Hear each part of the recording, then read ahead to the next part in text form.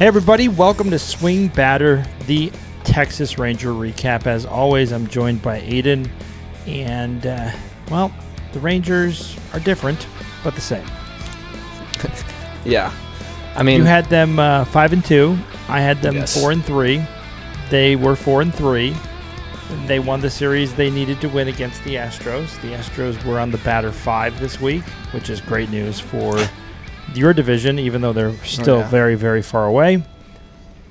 But the Rangers, what do you make of it? I mean, you don't win back the season in a single week, but this week, while we only went 4-3, we definitely could have gone 5-2 if we had won that extra inning game against the Astros, where we lost 4-5. And I think we also lost another really close game against the Angels on Monday, 5-6. This could very easily have been a 5-2 or even a 6-1 week. But again, clutch hitting is still an issue, but we are putting ourselves in those situations as this offense has been an absolute roll lately. Scored 5 runs, 13, 8, 11, 7, 4, and 5. And in a 4-3 week, our pitching still did very well. Interestingly, we lost both games DeGrom pitched, so it seems like DeGrom syndrome is hitting us. But overall, this has been a very positive week for the Rangers. You've got, Seager and Simeon are absolutely mashing the ball right now. Langford, who's been slumping lately, is finding his swing back. The entire lineup is starting to hit right now, and the pitching is still doing as well as it's always done, and we're starting to see the results of it. And our bullpen has definitely been questionable and was arguably the reason why we lost two of the 3 games we lost this week. But still, a very positive week for this team going into the All-Star break. You'd hope the record would be better, but everything else went very well. I think the 2 weeks, I'm looking at the first 2 weeks of July because we have 2 weeks left of July. We're counting that weekend after the All-Star break as week 3. So when I look at this, you had a +7 in runs in the first week of July. You were +22 this week. And for the Rangers, that's a big deal because the Rangers never get plus double digits. The last time they went back-to-back weeks in a positive run differential, you have to go all the way back to the beginning of May. So the scoring of the runs, to your point, is definitely positive. You get a week break. You said you can't get it all back in a week. Boston Red Sox kind of disagree with you. In the month of July, they're very, very hot. They're 12-1 in 2 weeks in July. That is called getting back into it. And the best thing I like to think about, like with a team that's hot, having this week off is actually beneficial. Because when you play week after week after week, if you get hot, the tendency is to get cold, or if you're cold, the tendency is to get hot. So what's interesting is I like to look at the division leader, the Astros. They had a batter 5 week. They were 1-5. They were 5-1, 1-5. This is by far their worst week of the season. And with this break, we'll see what the next part of July looks like. That's the same thing with the Rangers. Houston's not so far away that it's over. They're certainly catchable. You beating them 2 out of 3, how does that make you feel about the overall condition of the Rangers coming out of the All-Star break and catching or possibly trying to compete for this division? Taking 2 or 3 from the Astros is, frankly, it wasn't just the fact that we beat them 2 out of 3 games, but also the fact that we kind of destroyed them those 2 out of 3 games. Like the entire game, the Rangers were in control, offensively, pitching-wise, and it demonstrated that this team is very capable of handling one of the top teams in the league and defeating them quite soundly. And if we're going to make a push for the playoffs, and if we have even the slightest hope of having a deep run in the playoffs, that's something we need to be able to do. And we did it in 2023, and clearly, as was proven this week, this team is capable of doing that. And while we haven't seen it a lot this season, now that we're seeing the potential of this team, I think it's definitely getting a lot of fans excited. Are you buying the hitting? Yes, definitely. So if everyone's swing's looking better. Okay, so when you're watching the games, you're feeling this really start to pick up. This is really the energy, the at-bats, the swings. You're not seeing like 0-2 counts to start the at-bat. I mean, going down the line. This week I think we led all of the majors in walks. We have leading all walks in July. So we're seeing the ball well. We're hitting the ball well. We're not, swinging at terrible pitches and, getting ourselves into crazy holes. putting runners on base, putting pressure on opposing pitchers, getting into opponents' bullpens. It's all flowing very well right now.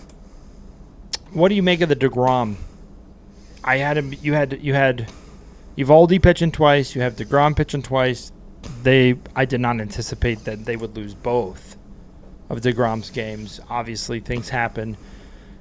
Sure. Just chance at odd week. I looked at it like a 7-game series. 4-3, you won the series. Yeah. I mean, with DeGrom, he had been on an insane stretch. I think he had 10 straight games in which he'd pitched a minimum of 5 innings and allowed 2 or fewer runs. He lost that on Monday against the Angels. I think he allowed 3 runs in the first 2 innings. It just wasn't his greatest start. Now, he wasn't abysmal. I mean, it's almost impossible for DeGrom to be abysmal. And the same thing basically happened on Saturday, but that game he was definitely pitching a lot better. It's just our offense couldn't get it going quite well enough, and in extras, Robert Garcia, our reliever, kind of blew it by walking 2 guys in the bottom of the 11th to put the bases loaded with no outs, and of course that didn't end well. So DeGrom wasn't really at fault for the second loss, but the first one definitely looked more shaky. But I still think he's going to be fine. What do you make of the Angels? You went 2-2 against the Angels. The Angels have been there. They haven't been on the batter 5 in quite a while. They're 4-6 in the last 10, so they're not great. The Texas Rangers are 5-5 in their last 10, also not great. But both of those teams are basically tied in the All-Star break. They're 3.5, 4 games back of the wild card. I didn't expect to see the Angels there, but I also could have argued I didn't expect to see the Rangers where they're at. So I feel like the Angels are playing better than I expected, and the Rangers are playing worse. There is a lot of positivity in this week, but the Angels also had a good week. They're 4-3. They're flying pretty standard 500. They could make a couple pushes, I think. What are you, in your take of watching them and playing against the Angels? Were you impressed? Are you thinking that team can last? Is this going to be like a flame out, or are they going to be around for a bit? I think their offense is definitely pretty consistent, but I just haven't seen enough from their pitching to really give me any confidence that they're going to be a threat. I don't know what the numbers are, but just watching them, there's not a lot of threat going on with that pitching staff, and I think that their offense has a lot of really young talent, and they're going to be able to build off of that in the future. So if they sign some good arms, they definitely have a chance to be competitive in this division, but I don't think they really have a shot at it this year, and especially, pitching injuries are so bad these days. All it takes is for one guy to get injured on their, five-man pitching staff, 6-man, and they're basically completely shot for the rest of the season. Well, to your point on the pitching, they're ended up right now in runs allowed. They're 6th in all of Major League Baseball, is the worst. So the teams that are ahead of them, obviously you have the Rockies, the A's, the Nationals. Then 4th is the Diamondbacks at the All-Star break, the Orioles, then the Angels. Also shocking, but not shocking, is the Dodgers are 8th on this list. They're way out in front, but they've had so many injuries. And in concert of that, when I look at this, the Rangers are currently 1st in the least amount of runs allowed in Major League Baseball. I said this at the beginning. I still continue to say this. If you're going to pitch this good, you're in it. And it would be an absolute travesty to not see this team in the playoffs, because this is to have the lowest amount of runs scored in all of Major League Baseball and still be on the outside looking in. That's how bad this offense has been, folks. Yeah. I mean, it's getting better. It almost feels like there's a returning to the mean from both sides. Like the pitching is starting to get a little bit worse, and especially the relievers, and the offense is starting to come on the upward trend. You'd have to take a little more in-depth look at the numbers to confirm that, but based off of what I've seen over the past couple of weeks, that seems to be accurate. The other thing that's interesting to me, the team you're trying to catch is the Astros. They're 3rd in Major League Baseball with the runs allowed. And they are not scored either, but they seem to be scoring at the right clicks at the right time in the right situation. I am very impressed with the win over Houston. I was happy to see Houston kind of go in the All-Star break a week early. 1-5 is kind of a big deal. Considering they were facing Cleveland, who hadn't won in a long time. They get swept by Cleveland. They lose to Houston. They lose to the Rangers in their series. Their only win was that extra winning win, so they had a chance to almost not have any wins here this week. It's interesting because the Astros, I feel the two teams have the staying power in this division. And I'm going to eat my words here. The three teams, because Seattle is still there. Seattle is still in this. But the Rangers, the Astros, they're there. They're not going anywhere.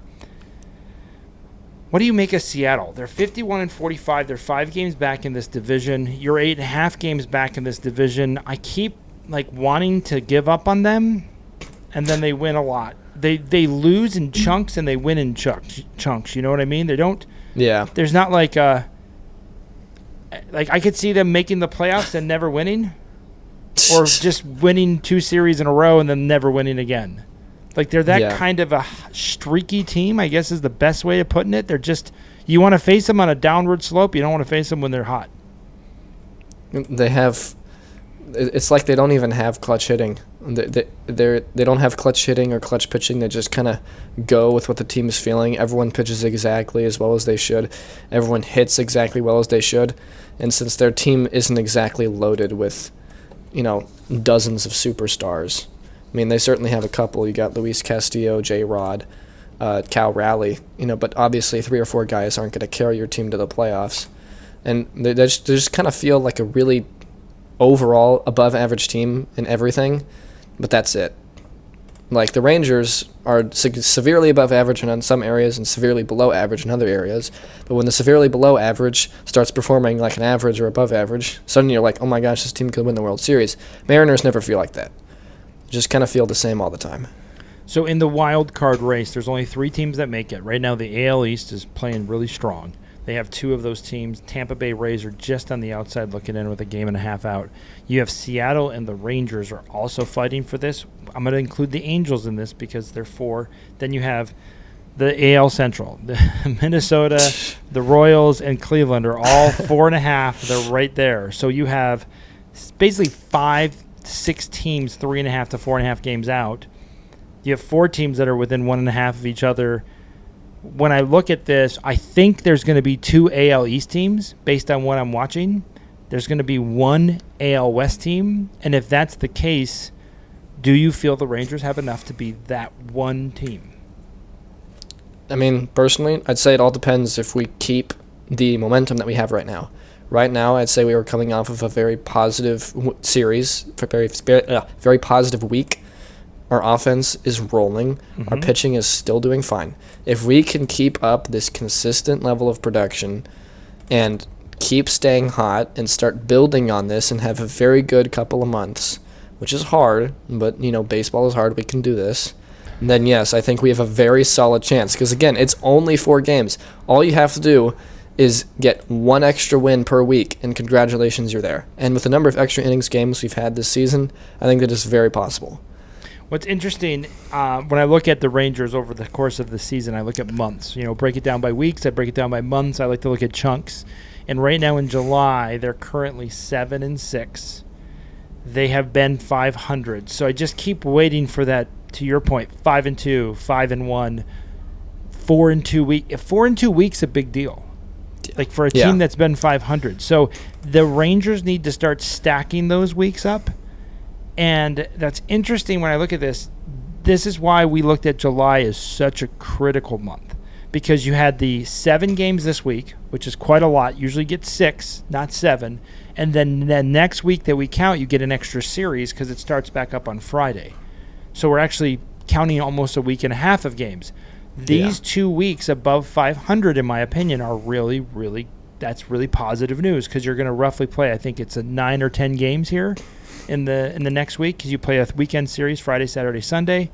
Yes. Then I believe you play another 6, or do you play 7? You get a day off. We play Tigers, three games against Tigers, 3 against the A's, and then a day off, 3 against the Braves the following weekend. So you have 9 games, which means you can't be 500. Again, I think odd helps. The Braves are one of the teams that have been playing poorly.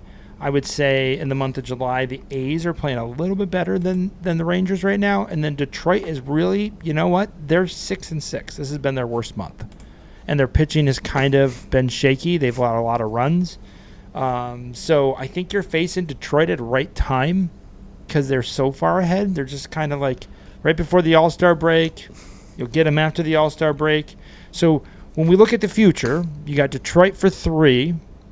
What do you think that looks? Are you winning all these series coming out of the All-Star break, or do you think you're still going to just be 5-4?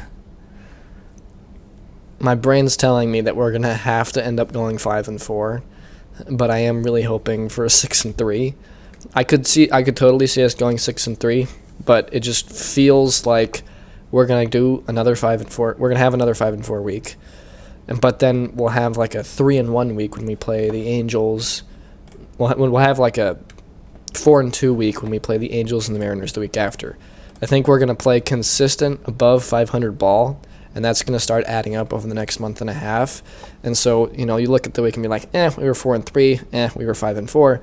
But all of a sudden that starts adding up to like, okay, we were 17-14. We're now 20 and 15, and that starts to add up. And especially when the wild card is a difference of 3 or 4 games, that adds up. And I think that's what the Rangers are going to end up doing. So I may blow everybody's socks off with my prediction, but here's what I see. Based on the teams you're playing, scratching the Rangers, although I do agree, the Rangers hitting is extremely positive. If I was a stock buyer, I'm buying the Rangers hitting right now. They are due to just lay the lumber. I feel Detroit, they're going to go 2-1 against Detroit. I feel they'll go 2-1 against the A's. I feel they'll sweep the Braves. I have them with 7 wins this week. A 7-2 win week really gives them a lot of attention, and they really, I think they're going to, I feel like the All-Star break is like the starting engine of this car.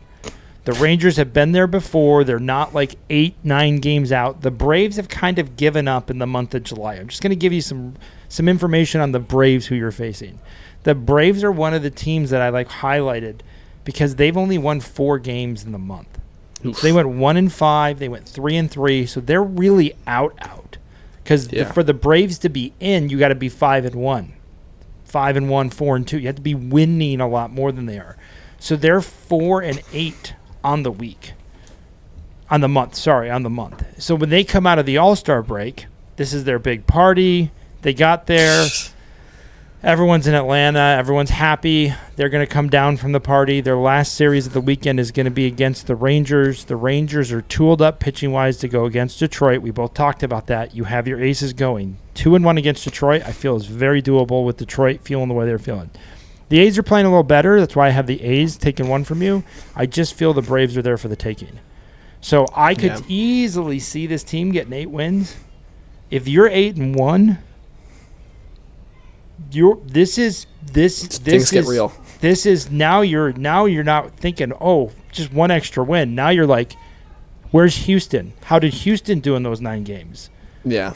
How did Seattle do? Because then you play the Angels in Seattle to close out the month, which we both talked about. This is probably the month of the Rangers. This is the definition of their season. Had you gone 2 wins this week? Yeah, 2-5. Been the killer. You would be below all the AL Central teams. Like, this is how crazy baseball is. 1 week, 2 wins here, 2 wins there, can make or break your whole season. The way that I look at it, because the Rangers haven't played well. Now, Houston can have another batter 5 week and still be quite fine. That's how much good grace they've built with the fan base, with their record, with everything you're looking at. So, when I look at it, I feel like the Rangers are ready to start the engine. I feel like they've trained. I feel like they feel motivated. I feel like they're ready to rock and roll. You are coming into this Detroit with your good pitchers. Detroit is like so far ahead. They're feeling great. Just had an all-star weekend. Everyone thought they were wonderful. Everyone's interviewing Detroit like, you guys are the best. You guys are the best. You guys are going to do it all. You're getting them at the perfect time. And I feel like the A's, you guys can own that team, and then you get the Braves, which is like, this is your time. So 9 games, pretty big week. I have them with 7. I can see them going with 8. 6 to me would be great. A 6-3 week is really, really good, but I think you got to be greedy. Like, if I'm Bruce, if I'm the manager, if I'm the players, I'm like, this is the time to get greedy to really make a run. And again, if the Astros stumble, nothing for nothing, you just played the Rangers. The Rangers are a solid ball club. And I don't want them in my rearview mirror. It's one of the teams I don't want. If the Angels are there, I'm like, look at the pitching though. They have to have really good hitting. They have to everything has to fall in their place. I'm not too worried about them. The Rangers are a very dangerous team. And here's the worst part, everybody. The Rangers are more dangerous in the playoffs. Because this pitching staff is not even – you're not messing with this pitching staff. Like, you have to legitimately beat them. You can't go, oh, it's okay. They only have one great starter. Nope. This is a solid team. Yeah. They're well-built, and that's why this July is so big. There's so many games on the table. This is when they can leapfrog teams. So at the end of that week, when we come back from our break and we're excited about having a break ourselves, and we look at this team, are you 1 game back of the wild card? Are you 7? This 9-game week is a big deal. Yeah. And you're facing, and you're not facing the Mets and the Yankees. You know, you're not facing the top tier team. Yes, you're facing Detroit, but man, I'm telling you, your 2 pitchers that you have to face against, beating them is not easy. Yeah. I mean, we'll probably have DeGrom and Uvalde going, and they'll probably have, Reese Olson and Tarek Skubal, and those will definitely be matchups that everybody will be on. I mean, that's Tarek Skubal and DeGrom. That's like Cy Young. Who can't wait for Friday Night Baseball after the All-Star break? Yeah. I know everyone's like, All-Star break. Yeah, that's adorable. Detroit Rangers, mark your calendar, Friday night, must-watch TV. We'll be hanging out together, so you and I both know what we're going to be watching. It's going to be great because, again, you couldn't ask for a better matchup. Yeah. I'll be disappointed if both those pitchers don't go 7. Yeah, frankly. And I think that 3-game set against the Tigers is going to be the tone setter for the week. Because if we can take 2 of 3 from that team with our 2 aces, then I think the momentum will have continued through the All-Star break. The team will be confident and will be able to smoke the A's and the Braves. So we'll probably have DeGrom and Uvalde going up again to close out that series against the A's and to start off that set against the Braves. And frankly, the rest of our pitchers are doing fine enough that we can win the rest of those games. But if we lose those 2 games that our aces are pitching against the Tigers, and all that momentum gets chopped off, I could very easily see us having a 3-6 week. Its season feels just so dead at that point.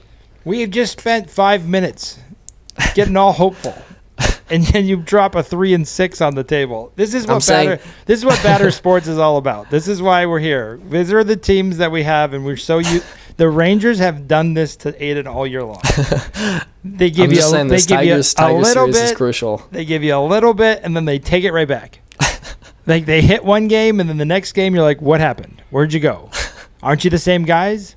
So they've been seesawing all year long, and I keep waiting. I keep thinking that it's going to just click. And then you're going to see this team play a 600 week, a 700 week, an 800 week, and you're going to go, whoa. Yeah. Can the Rangers take out the Astros and be out of the wild card? Right now, to me, I think that's far-fetched, and the end of July is going to be the key of what that looks like. Yeah. And I think that we will be able to carry the momentum, but that Tiger series is crucial. It'll tell us all we need to know. It's got you a little jittery. Yeah. Got you a little scary. So I have them 7-2. We did win that series against the Tigers first time we played them a couple months ago. Yes, and you weren't playing well at all. Yeah.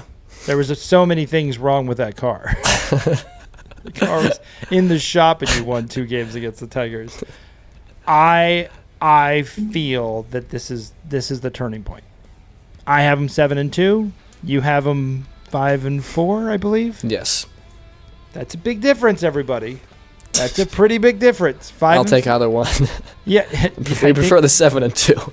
I think you would because you stay above 500 on the month with a winning week, and the question is how good of a week. Are you going to be Boston great this month? Are you going to be a little bit here, a little bit there? The good news is we'll be here to cover it. We'll recap that week. We look forward to that. As always, Aidan is here to tell you what he hopes, what he fears, and then how he level sets, how he just kind of says 5-4 will make me okay. He did say 3-6.